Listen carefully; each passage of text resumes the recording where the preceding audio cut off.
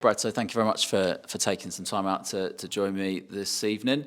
I think it's fair to say that you, along with other managers, I'm sure, feel that disappointment on the touchline, and certainly after the manner of the defeat on Saturday, you found it difficult to talk about immediately after the game, hence why we're doing this evening. Just give us a little bit of an insight into kind of, I suppose, the emotion after the end of that game and kind of how you're feeling now. Yeah, so apologies, acceptable. I'm very passionate, whether we win, lose or draw, but obviously in the manner of how we lost was very, very frustrating for me, and wanted to get to the bottom of it with the players in the dressing room and try and find out how we gave away 3 points, considering the chances that we've created. I think there was 10 in the first half and 5 in the second half. So we've clipped it, looked back at it, and obviously analysed it. But also the frustrating thing is that obviously I have to wait and have time before I can go and speak to the officials in the tunnel. You can't go in there straight away. You have to give them time.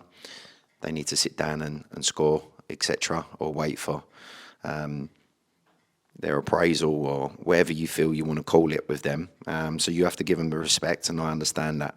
The opposition dugout was laughing in terms of the third goal that they scored was miles offside. Looking back at it, it's a crime in my eyes, really, that it's been given as a goal for them. And obviously the linesman was obviously in his eyes felt that the number 5, our captain, was playing him on. So I still to this day, Bobby Wilkinson said the same thing, and his staffers, that was miles offside. So it changes the game. So it's a narrative that we have to deal with as a manager and staff and digest it. So we stayed in behind and obviously spoke to the players and tried to get to the bottom of it. And as you can probably tell, I had a lot of things going on in my mind in terms of what I need to do for this week coming up.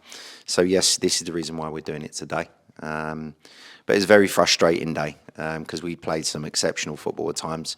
Should have been 1-0 up after 3.5 minutes with a well-worked corner that Michael's put over the bar.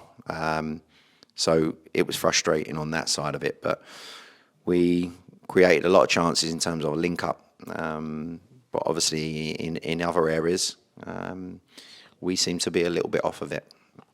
So we spoke about that, and it's something we're going to work on this week. I know it's so easy for people to maybe, in my next question to you, say, well, it's just finding excuses. But ultimately, there were 2 17-year-olds involved in the starting lineup. You didn't have the greatest of benches to choose from in terms of depth because of injuries and illness. You've had illness within the squad. How much of that does play a part? Because we spoke before doing this about you've not had the consistent team in terms of if you were to name an 11, that 11 has not necessarily been available to you for quite some time now.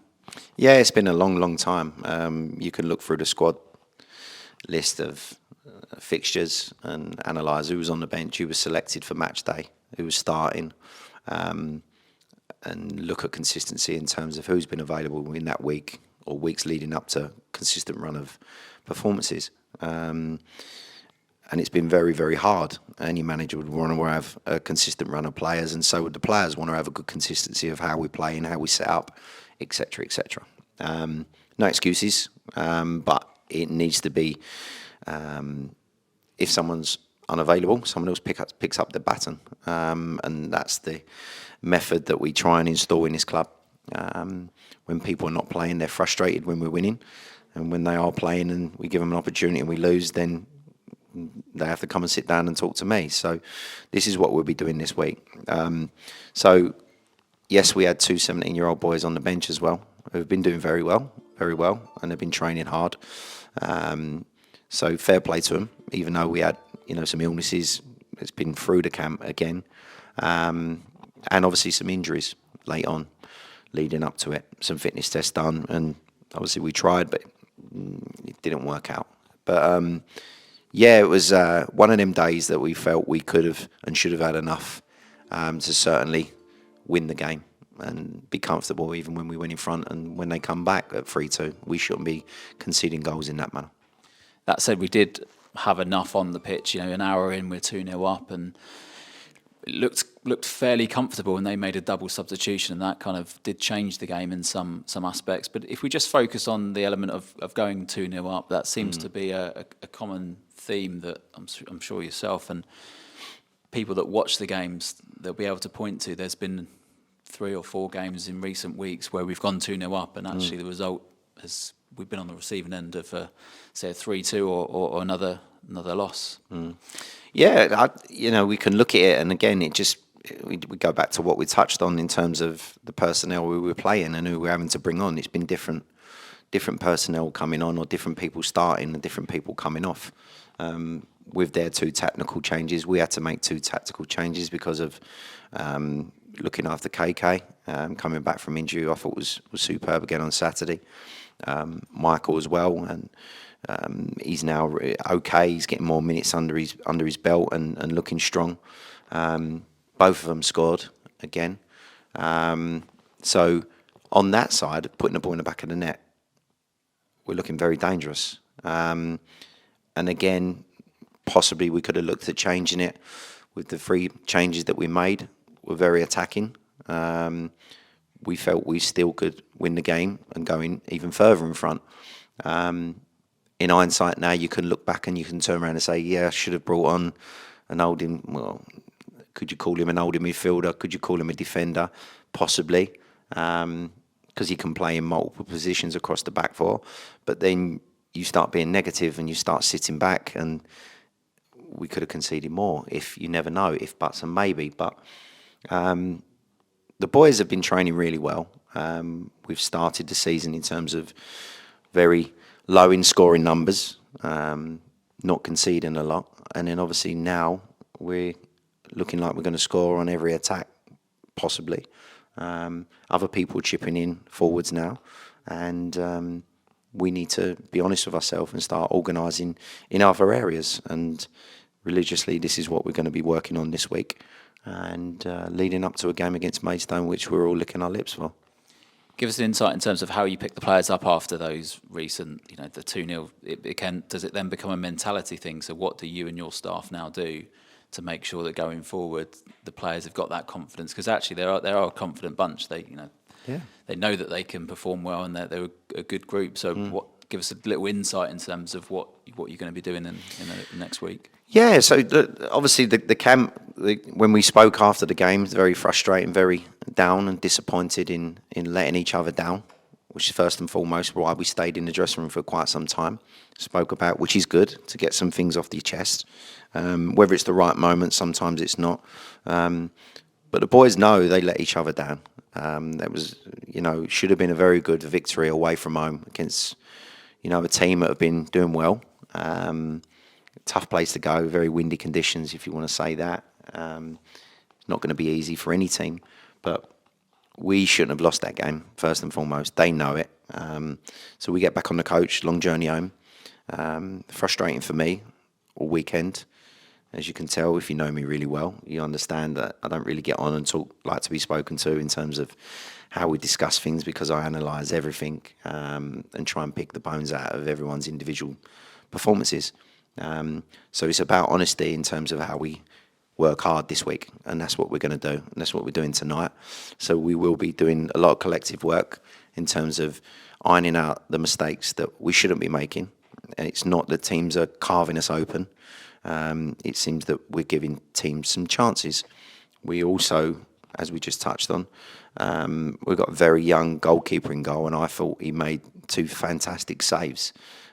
He is going to be a fantastic goalkeeper as well, with Craig King at the helm, and obviously Dimmy working him week in, week out.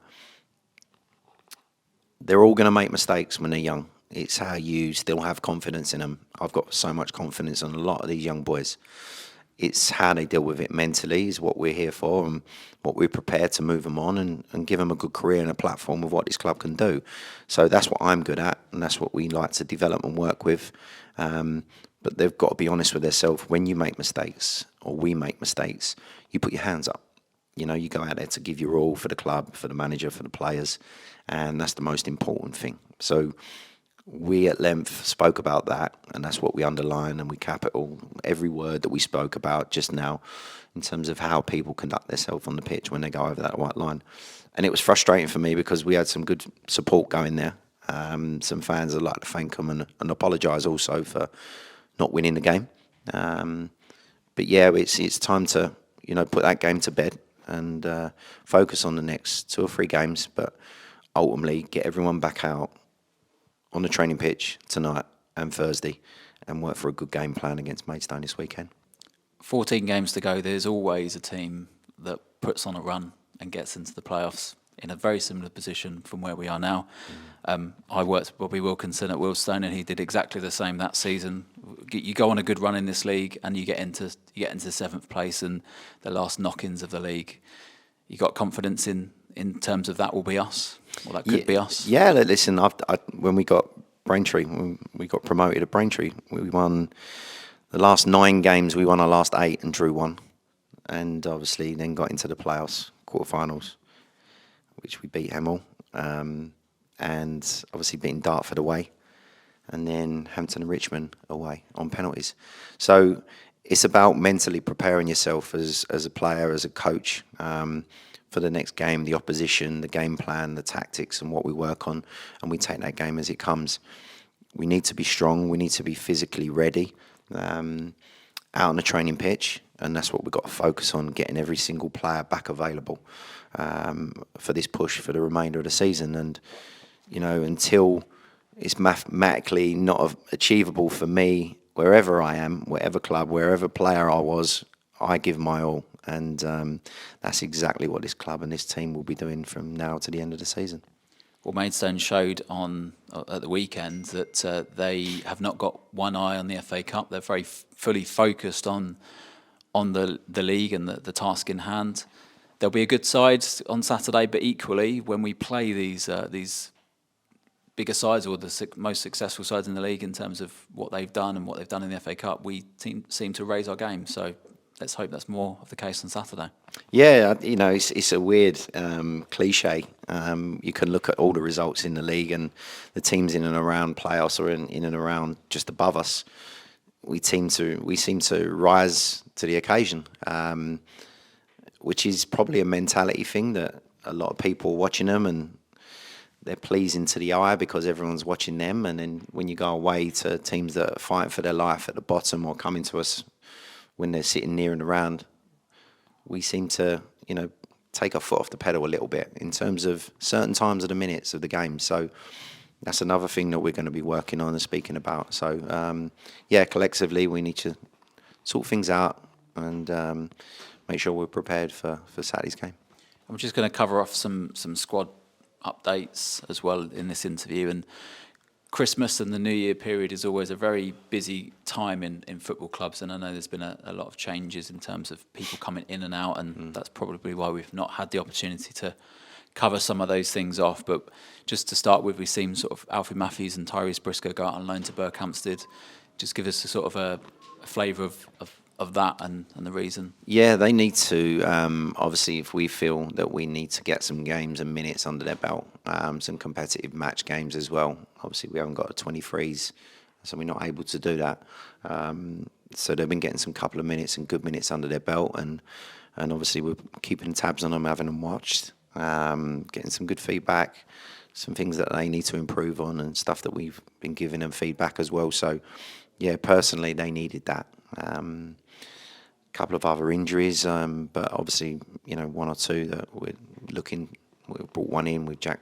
He's done well the weekend, and if something's right and available for us for this week, then we'll possibly see what we can do to make it happen.